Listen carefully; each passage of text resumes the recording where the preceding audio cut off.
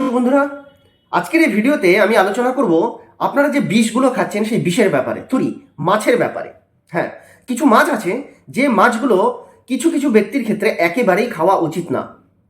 বিশেষ করে যারা গর্ভস্থ সন্তান ধারণ করছেন, অথবা সদ্য মা হয়েছেন, অথবা যাদের যে সমস্ত মহিলাদের ঋতুচক্রের বিশেষ কোনো সমস্যা রয়েছে, যারা দীর্ঘদিন ধরে কোনো রকম ওষুধের আন্ডারে রয়েছেন, কোনো রকম ওষুধ খাচ্ছেন, বিশেষ করে যাদের ইউরিক অ্যাসিড রয়েছে, যাদের বাত রয়েছে, যাদের থাইরয়েডের সমস্যা রয়েছে, এবং গাইনোলজিক্যালি যে কিছু কিছু ধরনের ওষুধ যদি আপনারা খেয়ে থাকেন, তাহলে পরে আপনাদের কিন্তু এই ধরনের মাছগুলো একেবারেই খাওয়া যাবে না। শুধু তাই কেন, যাদের কোলেস্ট্রলের সমস্যা রয়েছে, যাদের হার্টের সমস্যা রয়েছে, তারাও এই মাছগুলো একেবারেই খেতে পারবেন না। শুধু তাদের ক্ষেত্রে আমি বলবো না, আপনারা সবাই সচেতন হন, এই মাছগুলোকে পারতপক্ষে যতটা পারেন এড়িয়ে চলার চেষ্টা করুন। 4টে মাছের কথা আমি এখানে বলবো। প্রথম যে মাছটা, সেটা হচ্ছে বড় সাইজের যে মাগুর মাছগুলো, যেগুলোকে চাষ করে বড় করা হয়। তার মধ্যে বিশেষ ধরনের কিছু হরমোন প্রয়োগ করা হয়, যাতে এই মাগুর মাছ খুব তাড়াতাড়ি অল্প দিনের মধ্যে তরতর করে বেড়ে ওঠে এবং ওজনে ভারী হয়। তো এই মাগুর মাছগুলোকে কখনোই খেতে যাবেন না, কারণ এই যে হরমোন প্রয়োগ করা হচ্ছে, এই হরমোন কিন্তু শিশুদের বিকাশের ক্ষেত্রে অত্যন্ত খারাপ এফেক্ট আনে। বিশেষত শিশুদের হৃদযন্ত্র এবং মস্তিষ্কের বিকাশের প্রচণ্ড হানি করে। এছাড়া যেটা রয়েছে, এই মাগুর মাছে ক্যালোরির পরিমাণ, কোলেস্ট্রলের পরিমাণ, অর্থাৎ খারাপ কোলেস্ট্রলের পরিমাণ অত্যন্ত বেশি হওয়ার কারণে যাদের হার্টের সমস্যা রয়েছে, ব্লাড প্রেশার জনিত সমস্যা রয়েছে, কোলেস্ট্রল জনিত সমস্যা রয়েছে, তাদের ক্ষেত্রে কিন্তু অত্যাধিক পরিমাণে খারাপ এফেক্ট আনতে পারে।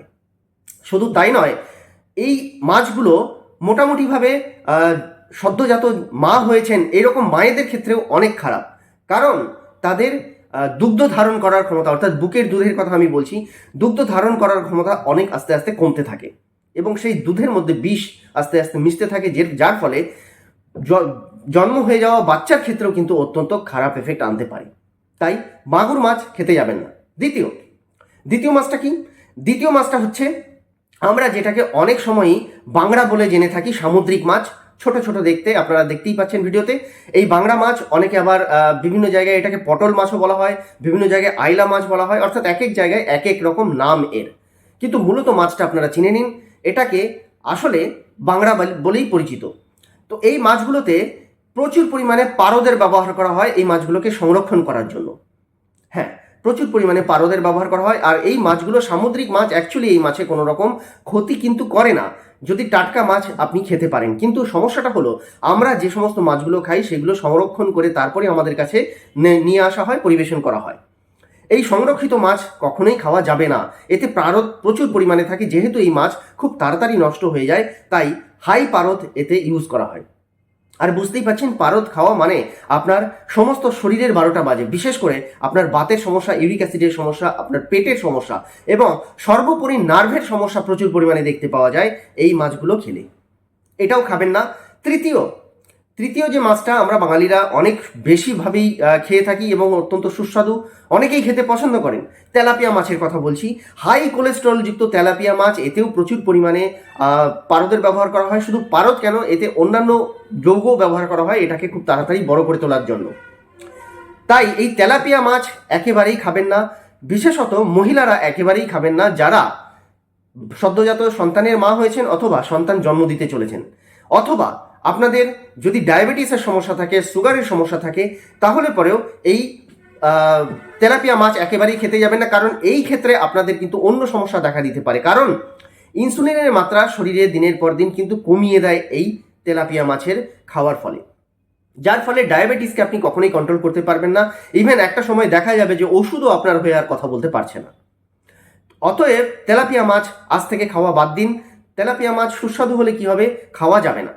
যদি পুকুরে আপনি নিজে চাষ করছেন সেটা আলাদা ব্যাপার।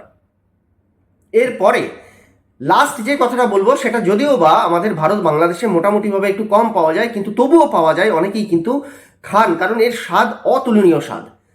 অনেক সময় এই মাছটাকে ইলিশের সঙ্গেও তুলনা করা হয়ে থাকে।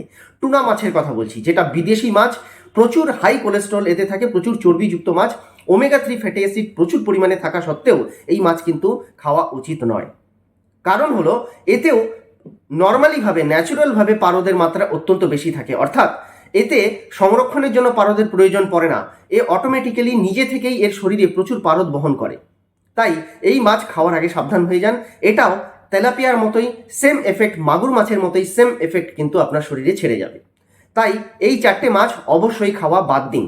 এই মাছগুলো খাওয়া বাদ দিয়ে যতটা পারবেন পুকুরের জলের মাছ বা নদীর মাছ, যেটাকে সংরক্ষণ ছাড়া আপনার কাছে বিক্রি করা হচ্ছে, সেই ধরনের মাছ খেতে অভ্যস্ত হয়ে উঠুন। বড় যে কোনো সাইজের মাছ খাওয়া থেকে বিরত থাকুন। আশা করি এই ভিডিওটা আপনাদের ভীষণ উপকার করবে। একটু বেশি পরিমাণে শেয়ার করে দিন। প্রত্যেকের কাছে আমি চাই এই তথ্যগুলো পৌঁছে যাক। খুব তাড়াতাড়ি একটি নতুন ভিডিওতে দেখা হবে। ভালো থাকবেন, সুস্থ থাকবেন। আর যাওয়ার আগে আমার এই ভিডিওটাতে একটা লাইক করে দিয়ে যাবেন। নমস্কার।